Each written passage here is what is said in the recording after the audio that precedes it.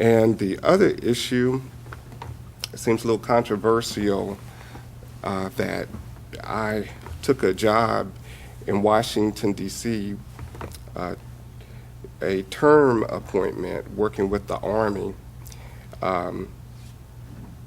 as a civil servant. The Daily News seems to feel that somehow doing that and having registered to vote, I think in 2003 in Maryland, and being registered in North Carolina, in Jacksonville, is somehow a criminal act.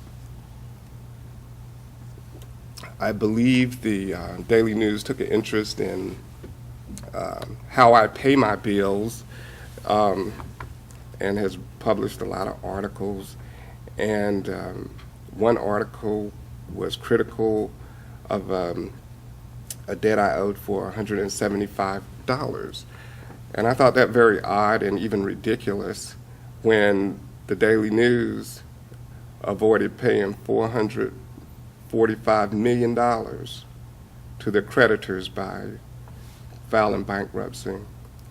And their chief executive of Freedom commented that, "I consider this to be good news, not bad news." With respect to the job in the District of Columbia, every council member knew where I was, how long I was supposed to be there, and when I would miss a meeting. And I think the Daily News has requested that email as recently as today.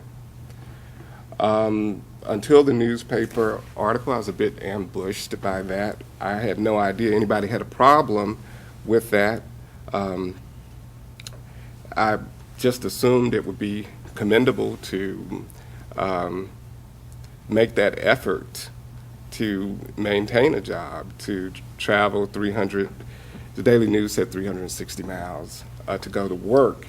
I would hardly consider that a bad thing. Council knows my schedule. They know that when we adjourn these meetings, I drive all night to get to work on time the next day. And so the whole thing was a bit shocking to me because I grew up here, and I grew up in a good family, taught me to do the right thing. And as a kid, I think the only problem one of my teachers talks about is that I used to wear my hat in the library. So I didn't come here and start a new life and recreate who I am. I've tried to do those things that would be especially pleasing to my parents.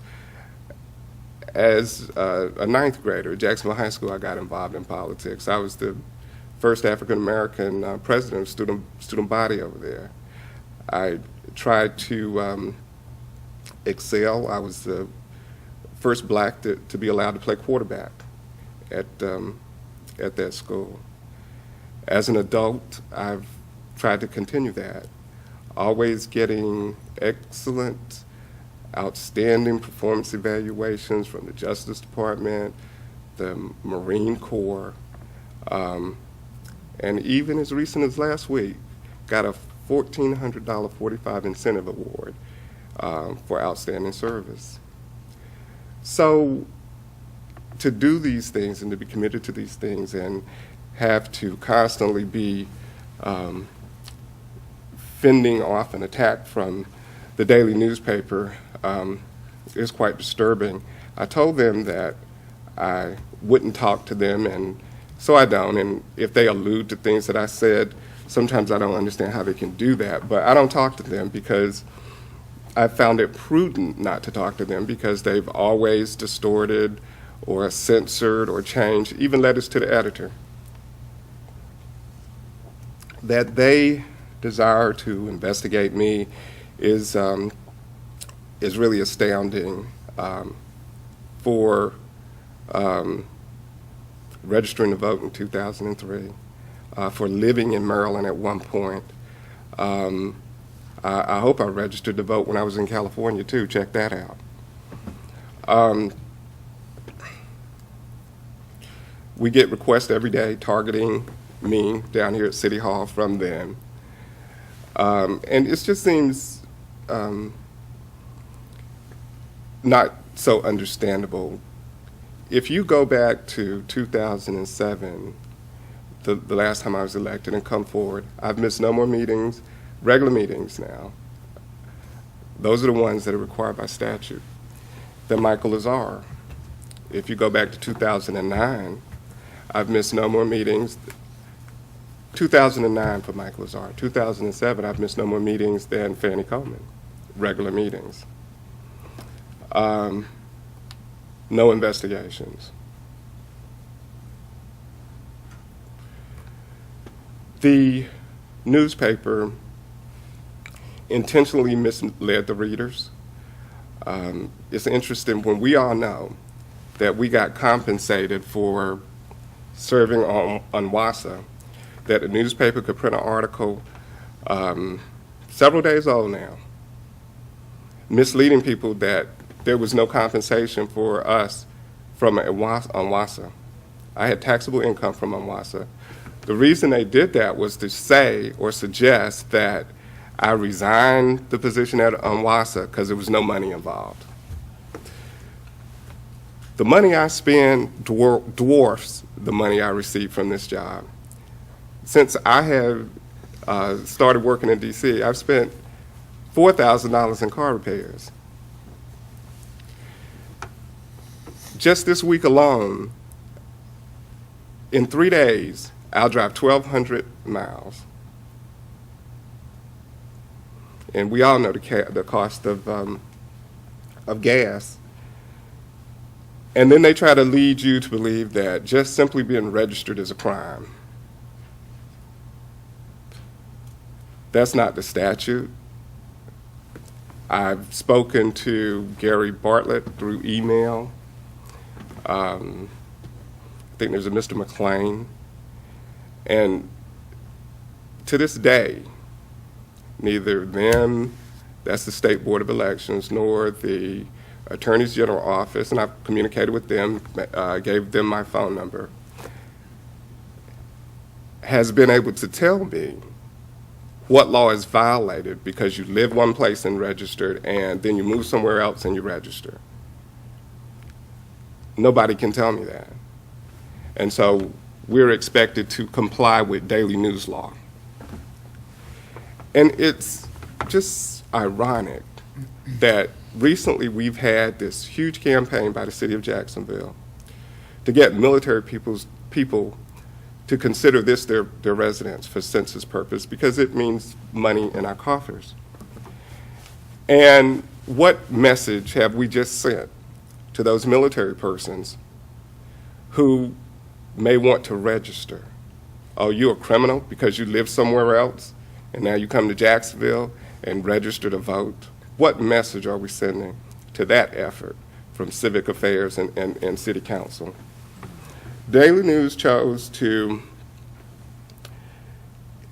not even mention North Carolina General Statute 163-57. They've been investigating for a week. And according to something I read in that newspaper, 5 years they've been investigating where I live. Never took a moment to ask a neighbor where I live. Lindell K comes to my back door. And I come out the house to talk to him, and he pretends he doesn't know where I live and that I don't have lights. And the other gentleman who's sitting there was with him. And they pretend they don't know where I live. Now, that statute clearly says, and I thought Glenn had it for you, but I don't know. Residence defined for registration and voting, and it's paragraph 8. If a person removes to the District of Columbia or other federal territory to engage in the government service, that person shall not be considered to have lost residence in this state during that period of such service unless that person votes in the place to which that person removed. There it is. North Carolina General Statutes. All these articles, they're contacting the DA and the Attorney General, but the Daily News can't bother to put that in the newspaper. Now, they're trying so hard to make me a criminal. Elliot Potter, our streets aren't safe for his drunk driving twice over.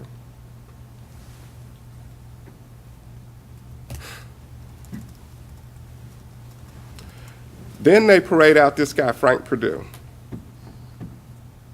In Lindell K's article, they say they bestow upon Frank Perdue, Perlux, P-R-O-U-L-X, okay, Perlux.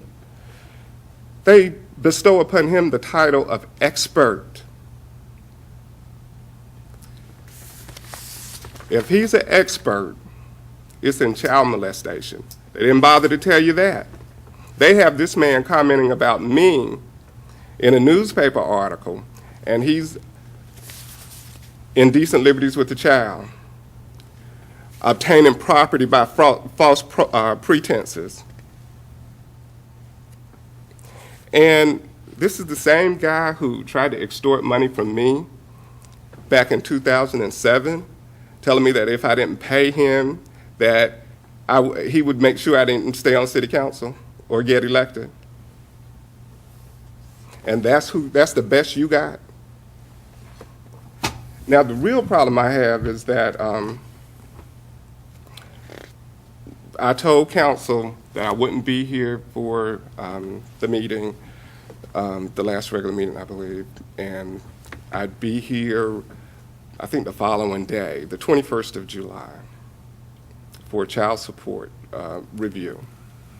So when I leave out of my house, you two guys are back there stalking, taking pictures, and God knows where Frank Perlux is, because he's indicated that, and I think he's the one that you all have had watching the house, okay?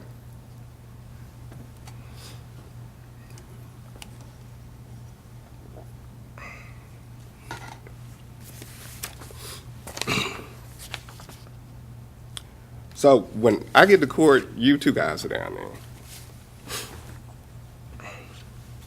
But when I'm in court, where are you? Because you weren't in court. Were you at my house?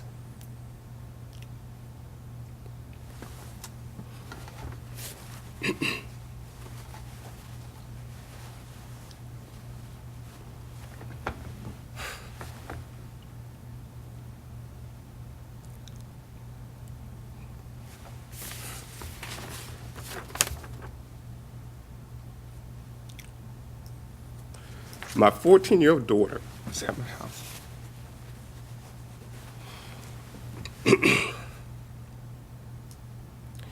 And if you had that guy at my house, you're in trouble. So, I'm done. Mr.